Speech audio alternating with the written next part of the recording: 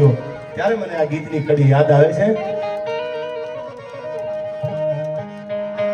કે મારું આંગણું શોભે છે એના હેતથી રેલો, મારું આંગણું શોભે છે એના હેતથી રેલો,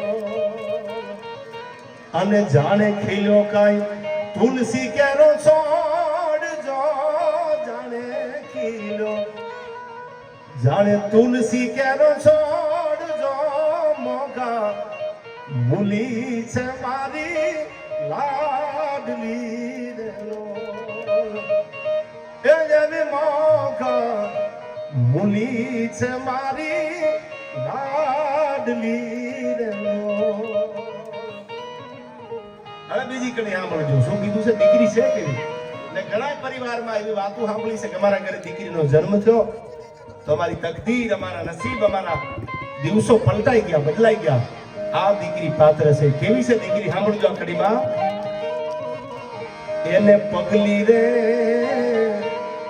પાડી જગાડ્યો ભાગને,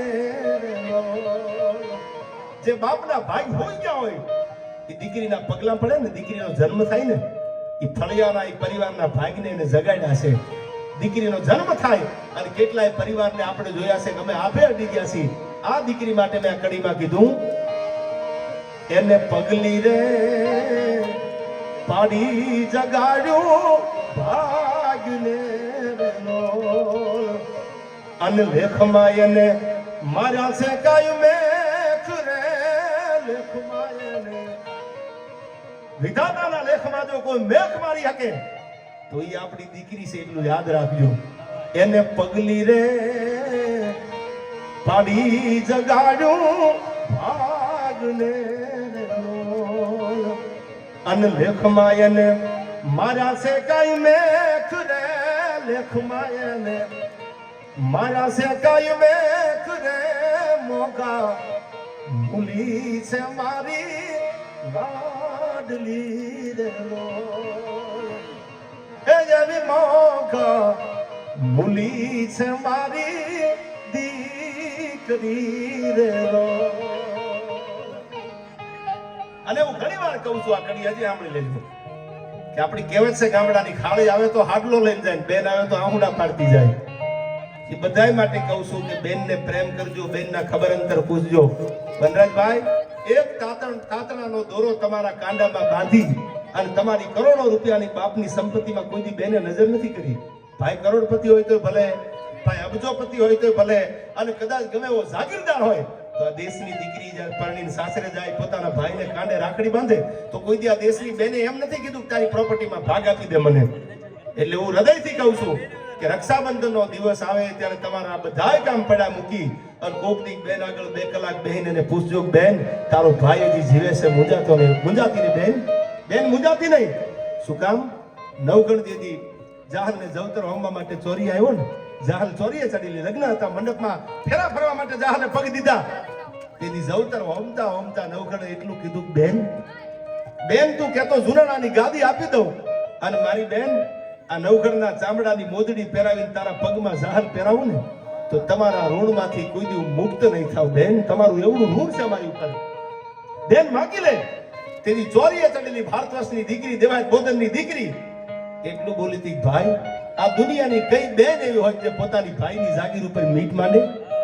તું તો 9 સોરઠનો ધણી છો નવઘણ, તારી આગળ કાંઈ નથી લેવું. તારા ચામડાની મોદડીનો પહેરવાની હોય, તારી જુનાણાની ગાદીએ લેવાની ન હોય, પણ ટાણું આવે, વખત આવે તેથી હે મારા વીર, હે નવઘણ ટાણે આવી અને મારું ટાણું હાચવી દેજે, બાકી તારી આગળથી કાંઈ નથી લેવું. માંડવામાં જવતર હોના અને મીઠડા લઈ અને જાહલ એટલું બોલી હતી, ક્રોધ દિવાળી તારા રાત તપે નવઘણ, માં જગદંબા ખોડિયારના તને રખો પાસે. આ દેશની એક એક દીકરી પરણીને સાસરે જવા વાળી કોઈ દી બાપની સંપત્તિમાં ભાગ પડાયો છે?